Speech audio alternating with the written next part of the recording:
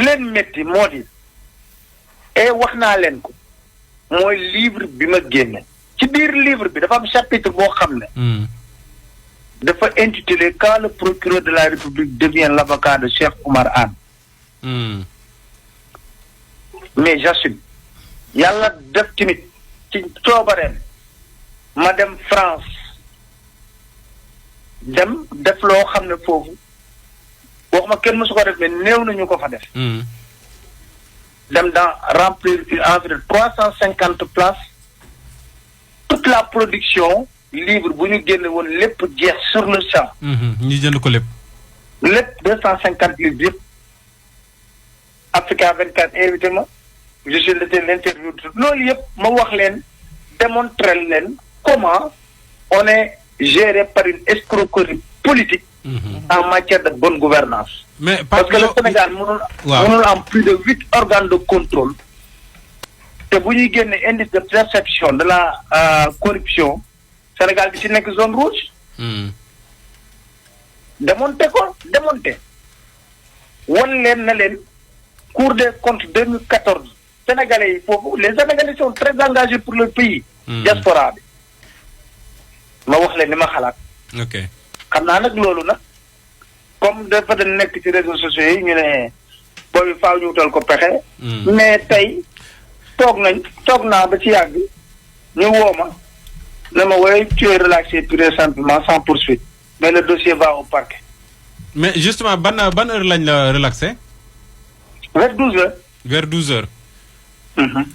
nga jóge ci accident ci oto boo mbëkk ba livre boo bind ndax dafa am loo soupçonné ci diggante bi par rapport ak xëy na sabotage bu mën a am ci oto bi wala je ne sais pas.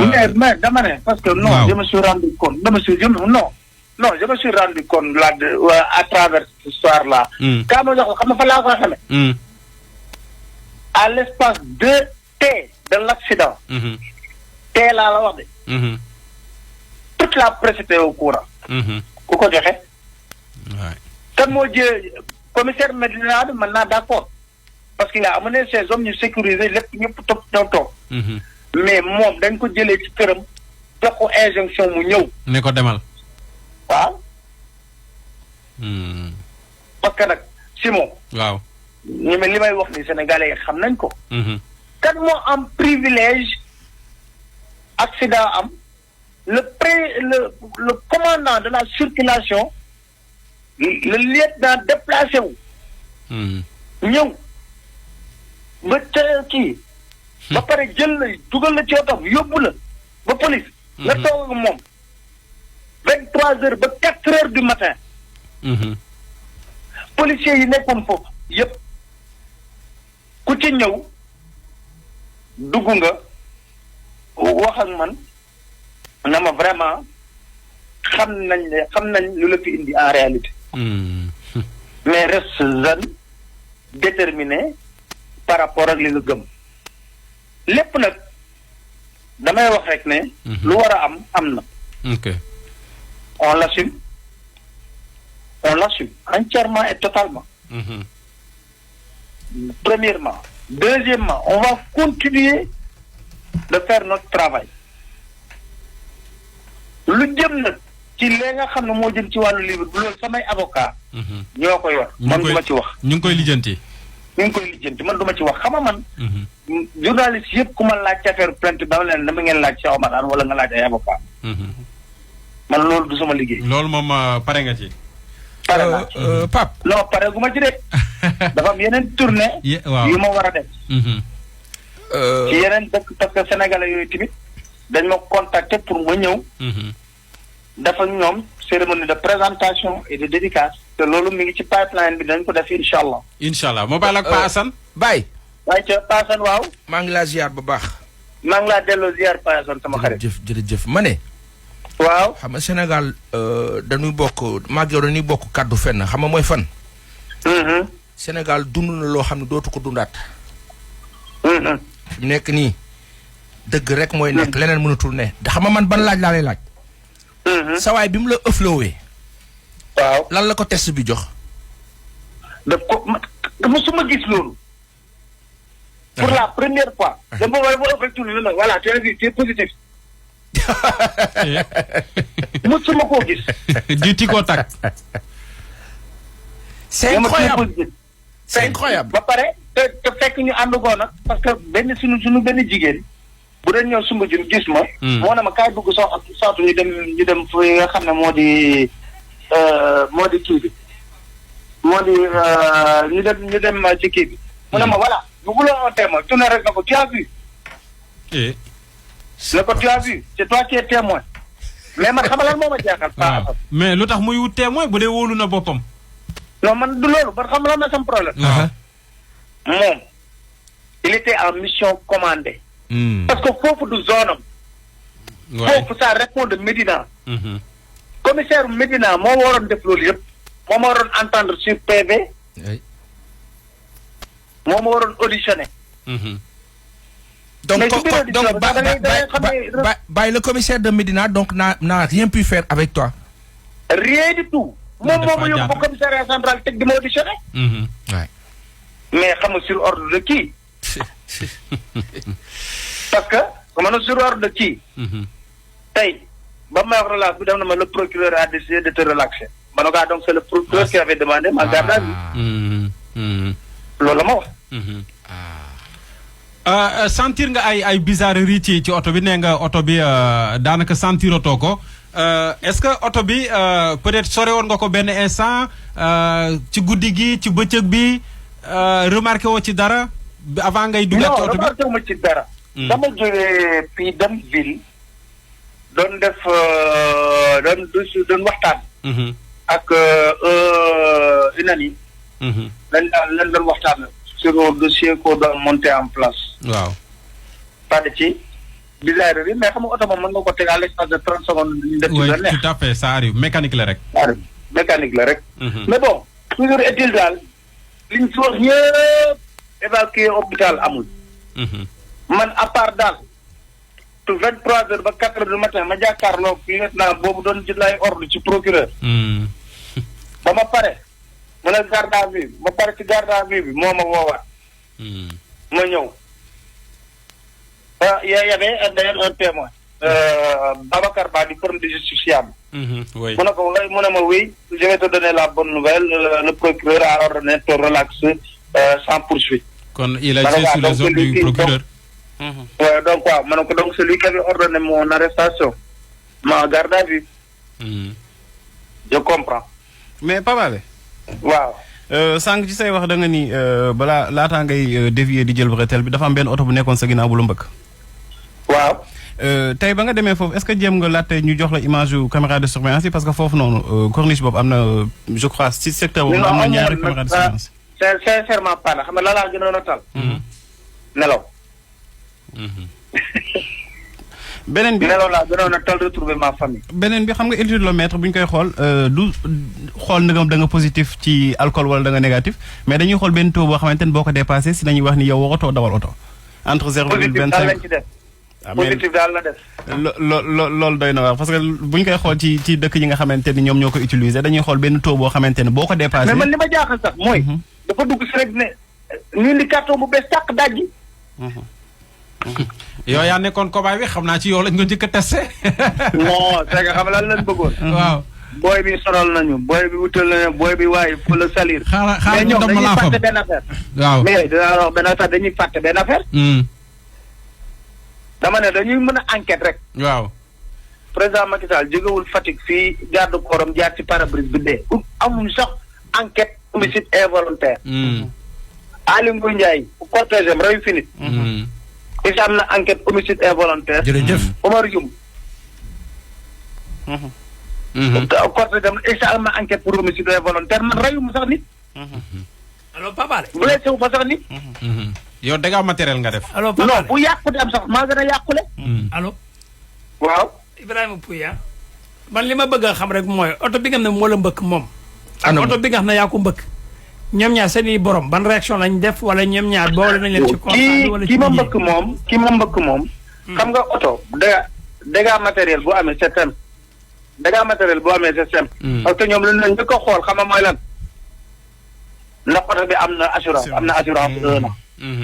ndax carte visite technique bi mat na am na visite technique 1 an ndax am na permis am naa permis ñett yooyu mooy oto bu nekkee accident dafa am c'est sa assurance moom moo koy jël en charge n'est-ce pas beneen yoon gis nga ki ba mbëkk sax moom en réalité réaction bi mu njëkk am dafa ne Pape Alé kii de xam naa ko depuis Derklé Pape Alé moom garaawul c'est incroyable parce que kooku ba léegi man gisuma ko man ñu indi ko commissariat central moo di ñëw di séné ko mu déposé par exemple plainte moom bi police ñëwee est-ce que ma nga fa woon ak otoom je l'ai pas vu parce que man dama ñëw xam nga man ba affaire bi amee policiers yi moom ils m'ont mis en sécurité après mooy sama jigéen boobu ma lay wax moom laa dugg ci otoom ñu dem comme ñu ne comme 4e la ñuy dem ñu dem commissariat kii Médina waaw. léegi oto bi la mbëkk yow bi la mbëkkee ginnaaw moom it ba léegi moom amul. boobu tamit boobu am na ñoo xam ne ñoom ñu ngi wax ne gis nañ ko wala gis na ko mais man mënu ma koon gis. parce que xam nga airbag yi maa ngi lay wax ne dafa génn. waaw tout à fait. donc man mënu ma koon gis. et puis par mesure de précaution ñu nekkoon foofu grand yi nekkoon foofu yëpp dañ ne ma Pape Alé ne sort pas de ta voiture ba police ñëw. parce que mën ngaa génn fii. ñu la dana def tentative bu daw ak yooyu ne sort pas de ta voiture ba police ñëw sécuriser fii. comme bañ nga génn sa oto leneen xew. voilà. ok non c'est des personnes sympathiques vraiment na ma qui m'ont dit que non grand li accident la rek nañu woo constat. après boobu la waa dinaa ñëwee. d'ailleurs sax Pape Alé waaw man dama gis ci réseaux sociaux yi 80% ñu ci bari naan dafa mandi nangam mais dama ci gis kenn ku def benn publication ñu ko wax Jean-Pierre xaw ma Diouf. mu ne tur. non dañu ko def Facebook. il était là-bas publié. waaw bisimilah Pouy. da ko publié Facebook meru ma de. waxal naa non ci moi arrête saa ma nga ne ma mer nga meru ma yaa pas ça maa la koy doog a wax. Pouy maa la koy doog a wax non waxal rek déedéet Pouy waxal maa la koy doog a wax tudd turam mooy xam nga ma tudd turu waaj baal sa réaction yooyu. xam nga ko def Facebook turam nëbbatuwul. dafa ne bi accident bi di am moom ci kanamam la. waa léegi xaaral ma wax la nee lu sit la fa fekk Pape Alé mandewul dara dalu ko nee na j'étais témoin et woo naa sax ne kaay leen jàpp ci. donc moom da ko leeral biir Facebook taxamu la. loolu moo tax ma leeral loolu rek quoi. waaw Jean-Pierre Correa la tudd. merci beaucoup. on s'est parlé maa wàcc sama fenêtre moo fëgg sama fenêtre dama sa Jean-Pierre. mu wàcc mu ne ma pour des mesures de précaution reste dans la voiture. ak affaire yooyu.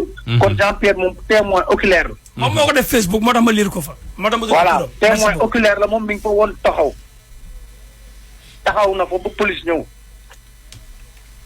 alors Pape Alé. oui. bu fekkee ne livre bi génn na. alors léegi ma dégg ma la bu baax de. yaa ngi may dégg bu baax yaa ngi may dégg. maa ngi lay dégg léegi. voilà ma ni génne nga livre bi def na tabac ici au Sénégal et même à Paris bu ñu gisee écho yi mu def ci réseaux sociaux yi. alors tey bu weesoo benn sénégalais bu nekk bitim réew moom tamit bind livre pour jëm la ci discréditer est-ce que doo jot des fois ay xeetu menaces. non boo sénégalais boobu ñuy wax sax boobu sénégalais boobu génn gu. boobu couverture la joxe. xam nañ kan la booy génn nañ ci réseaux sociaux yi wax kan la. xam nañ kan la. oui. on le sait. et kooku lu tax mu def loolu parce que xam na lan la laal ci kudd. ci xaalis mais loolu yëpp buñ ci tolloo pour wax ko dinañ ko wax. d'accord kon moom dafa laal ci xaalis. baax na bañ toll ci. d'accord mais da nga boobu ba léegi yaa ngi jot xeetu ay menaces wala. parce que dañuy wax ne dañuy intimider. non menace kay chaque jour nga dégg ku la ko wax. dégg nga ci li la war a c'est un politicien les avocats là. bu leen toppoon ci li ñu wax yëpp sax mën na leen porter plainte wala ñu woo batalan bi da leen mais ñiin mën nañ def seen kii rek mais mënuñu traité nit ñi de maître chanteur de maître truc de truc la xam mais xam nga man. nee naa la nit wax naa ko France yëpp dégg ma ne nit tolluwaay la tolluwaay man weesu naa man léegi man dama bëgg a weesul sama bopp des attaques personnelles du ma ci tontu. gis nga man personnellement soo xoolee ci réseaux sociaux yi du ma ci tontu. tout à fait. yàlla def na sax mais baaxee na ma ne commentaire lu du ma ko lire. parce que je trouve souvent xamoo nit ki xamoo la mooy conviction nga am lâcheté nekk derrière sa clavier bind dem.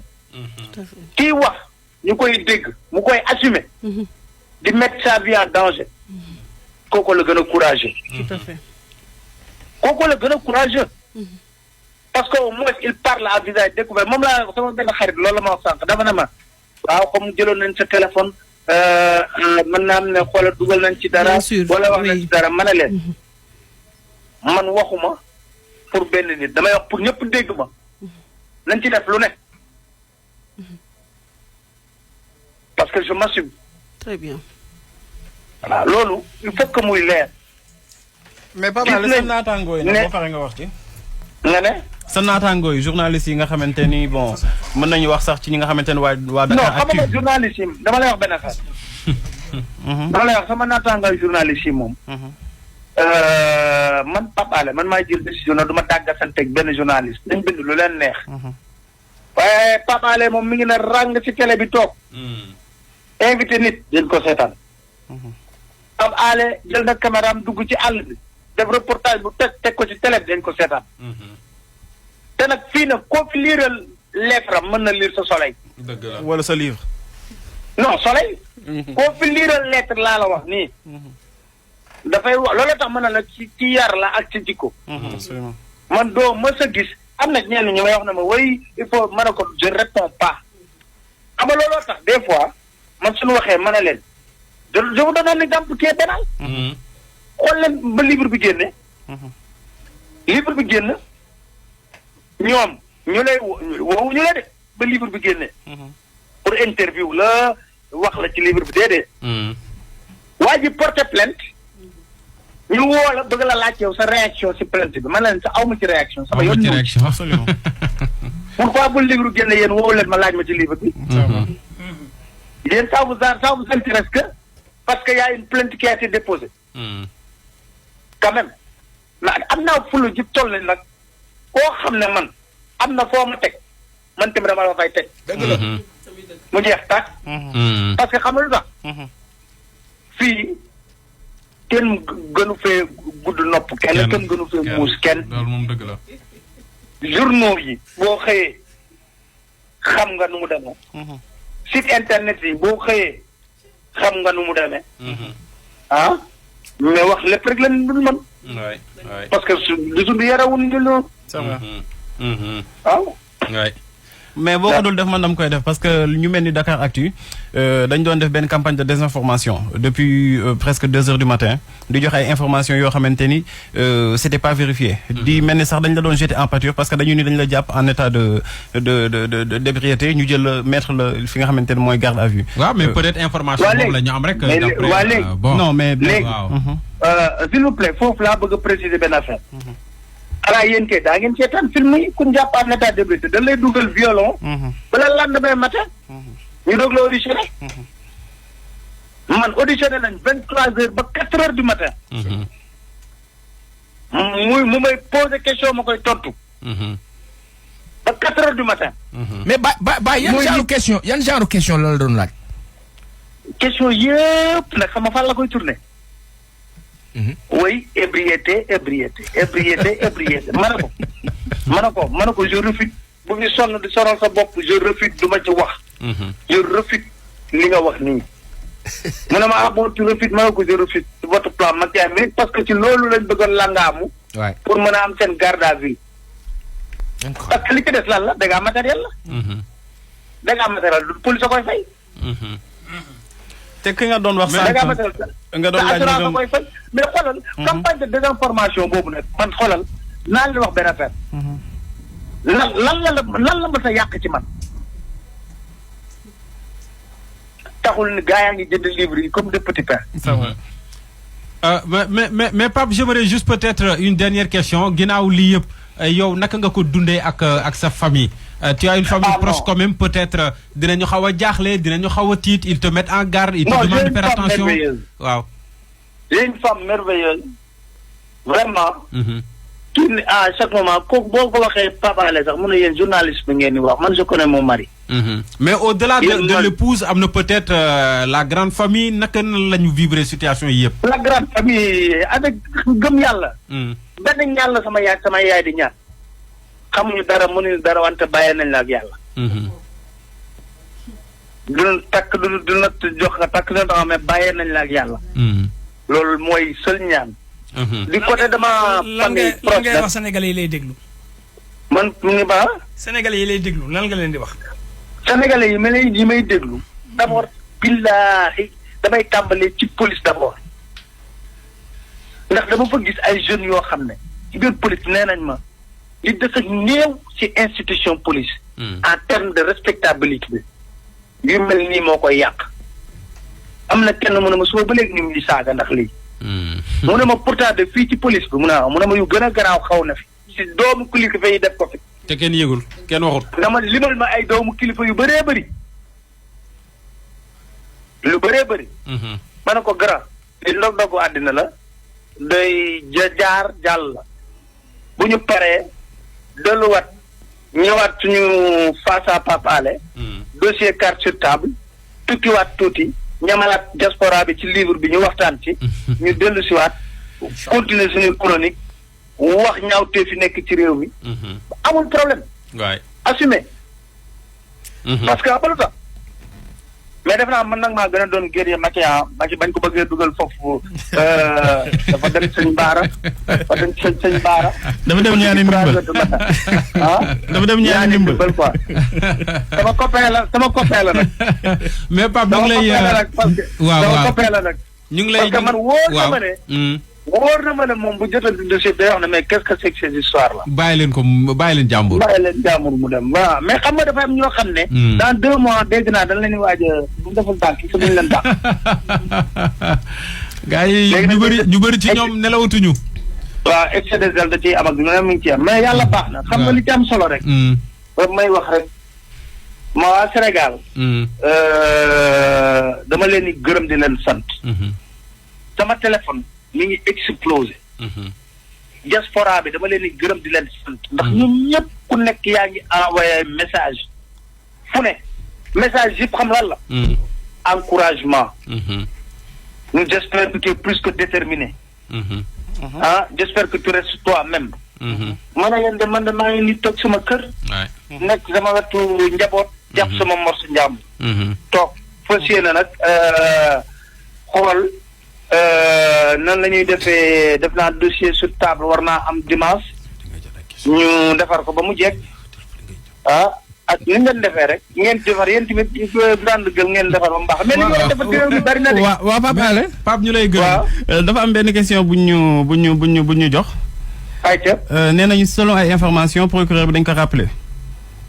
dañ ko rappelé pour mu jéem a peut-être porter waat plainte wala jéem a xool beneen procédure boo xamante ne da koy jéem a def pour ñu jéem la teg loxo yow da ngay confirmer information boobu wala jotagoo si dara. jotaguma ci benn information jotagu ko loolu moom jotagu ko bu dee am na jotagu ko. kon Pape Alé ñu lay gërëm di la sant bu baax a baax. maa ngi leen di sant di leen gërëm di leen féliciter parce que am nga touche boo xam ne. li wax rek la coloré ngeen Zik FM. ak grande gueule coloré ngeen ko. jërëjëf donc loolu am na ci solo trop man dama leen di déglu di ree mais nag man ngeen xuloo trop nag. mais xanaa boobu maagu moom. Pape mënu cee ñàkk parce que penc yi sunu penc yi grand place koñ yi noonu lay doxee. waaw des fois mais des fois nag des fois damay ree may bëgg a dee. mais Pape des fois gars yi ñoo may tooñ ci nag quoi sa gars yi ñooy tooñ nag quoi ñoo may tooñ. jërëjëf Pape waaw. suñu copain APR boobu. ba dee ko jox parce que yéen non copain citoyen sénégalais. copain mais yéen da ngeen bëri contre moom da ngeen ko war a jox temps d'antenne boo xam ne day am équivalence. dëgg la Baye mais Pape Alé c'est vrai Baye waaw rapidement Baye. waaw pour mu am équilibre c'est vrai que Ibrahima moo war a ëpp temps d'antenne mais Pape Alé. waaw ma wax la benn affaire ma wax la benn mbir. waaw je ne représente personne sur ce plateau. man je représente ma propre personne en tant que citoyen sénégalais ci débat bi. attention. et je le dis tout le temps.